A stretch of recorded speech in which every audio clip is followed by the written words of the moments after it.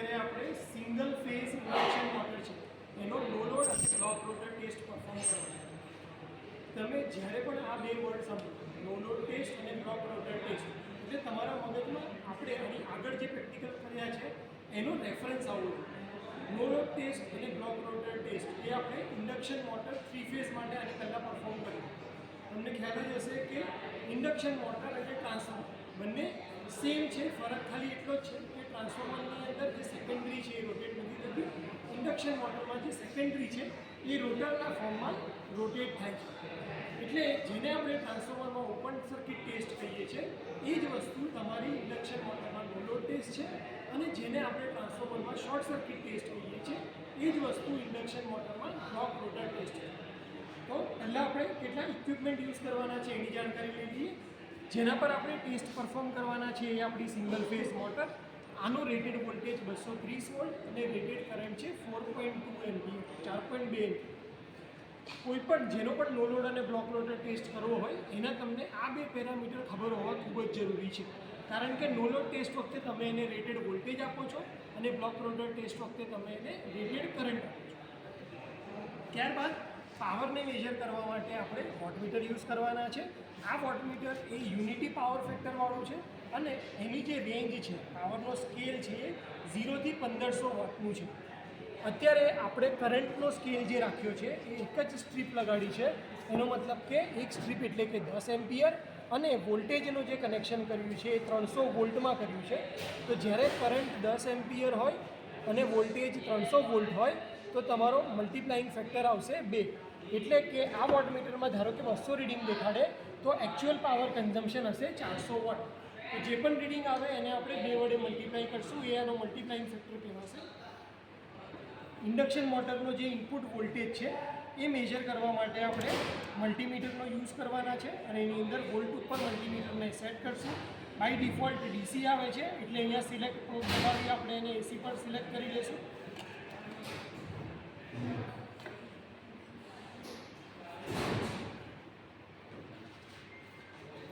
Okay, ત્યારબાદ current major કરવા માટે આપણે ક્લિપ ઓન મીટરનો યુઝ કરવાનો છે અને એની અંદર 40 એમ્પિયર એસીમાં રાખવાના છે. તમારું જે કનેક્શન છે એના માટે આપણે સપ્લાય આપવા માટે વેરિયાકનો યુઝ કર્યો છે, કારણ કે બ્લોક રોટર ટેસ્ટ વખતે આપણે વોલ્ટેજ જે છે રિડ્યુસ્ડ વોલ્ટેજ આપવાનો છે. આ તમારું વેરિયાક છે જે 230 વોલ્ટને 0 થી 270 વોલ્ટની અંદર કન્વર્ટ કરે છે.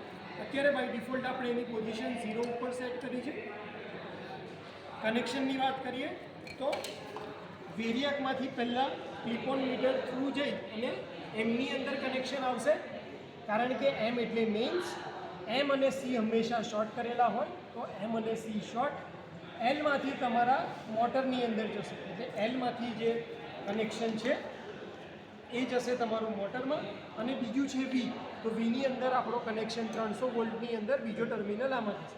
સિંગલ ફેઝ મોટરના 2 ટર્મિનલ છે, એમાંથી એક આપણે એલમાં કનેક્ટ કર્યું છે અને એક વોલ્ટેજમાં કનેક્ટ કર્યું છે 300 વોલ્ટ. સેમ 300 વોલ્ટ આપણે ક્યાં આપ્યા છે?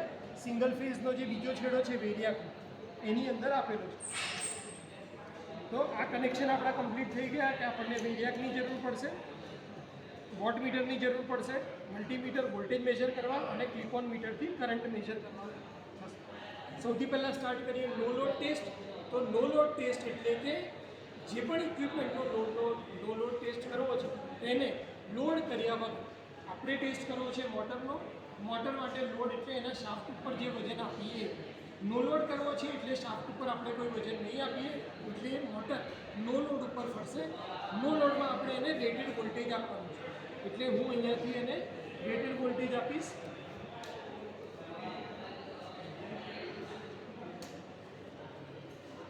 અત્યારે જે વોલ્ટેજ છે 2 વોલ્ટ છે, અને અત્યારે હું ધીરે ધીરે વોલ્ટેજ વધારું. ક્લિપ ઓન મીટરની અંદર આપણે મેજર કરશું. જેવું વોલ્ટેજ 16 વોલ્ટની આજુબાજુ આવે છે, 16 વોલ્ટ, ત્યારે આ રોટર તમારી ફરવાની ધીરે ધીરે સ્ટાર્ટ કરે. હવે આપણે અહીંયાથી વોલ્ટેજ વધારતા જઈએ અને રેટેડ વોલ્ટેજ આપીશું. 94, 130, 140, 150, 170, 180, 190, 206, 210, 218, 225 અને 230. તો આપણે મોટરને રેટેડ વોલ્ટેજ આપ્યો છે. નો લોડ કરંટની વેલ્યુ આવે છે 2.8 એમ્પિયર અને એ વખતે જે પાવરની વેલ્યુ આવે છે એ છે અહીંયા 0 અને 100ની વચ્ચે, એટલે 50 વોટની આજુબાજુ. મલ્ટીપ્લાઇંગ ફેક્ટર 2 છે એટલે W0ની વેલ્યુ જશે 50 ગુણ્યા 2 100 વોટ. તો નો લોડ ટેસ્ટના રીડિંગ થશે V0 230, I0 2.8 અને W0 100 વોટ. હવે આપણે બ્લોક રોટર ટેસ્ટ કરવો છે, પણ બ્લોક રોટર ટેસ્ટ ફૂલ વોલ્ટેજ ઉપર નહીં કરાય, એટલા માટે આપણે વોલ્ટેજને પાછા 0 ઉપર સેટ કરી દઈશું.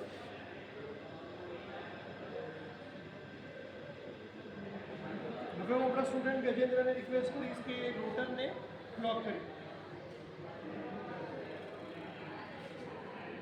તો રોટરને બ્લોક કરવા માટે તમારે એને રૂમાલની મદદથી ફિટ પકડી રાખવાની છે, જેથી કરીને શાફ્ટ ફરે નહીં.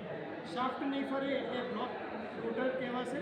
અને એ વખતે આપણે ધીરે ધીરે વોલ્ટેજ વધારતા જઈશું. નો લોડમાં આપણે રેટેડ વોલ્ટેજ આપ્યા હતા, અહીંયા આપણે રેટેડ કરંટ આપવાનો છે. રેટેડ કરંટની વેલ્યુ 4.2 એમ્પિયર છે, જે રિડ્યુસ વોલ્ટેજ ઉપર મળશે. એટલે આપણે હવે અહીંયાથી વોલ્ટેજ વધારવાની શરૂઆત કરીએ જ્યાં સુધી કરંટમાં આપણને 4.2 નહીં મળે ત્યાં સુધી. તો કરંટની વેલ્યુ અત્યારે 1.3, 1.8, 2.4, 2.5, 2.7, 3.3, 3.8, 4.2. તો રેટેડ કરંટની વેલ્યુ અત્યારે આવી ગઈ છે 4.2. એ વખતે આપણે જે વોલ્ટેજ આપવો પડ્યો છે એ છે 68 વોલ્ટ. 68 વોલ્ટ ઉપર આપણને રેટેડ કરંટ મળી ગયો છે. અને એ વખતે પાવરની જે વેલ્યુ છે એ છે 100, 120, 140, 140 વોટ.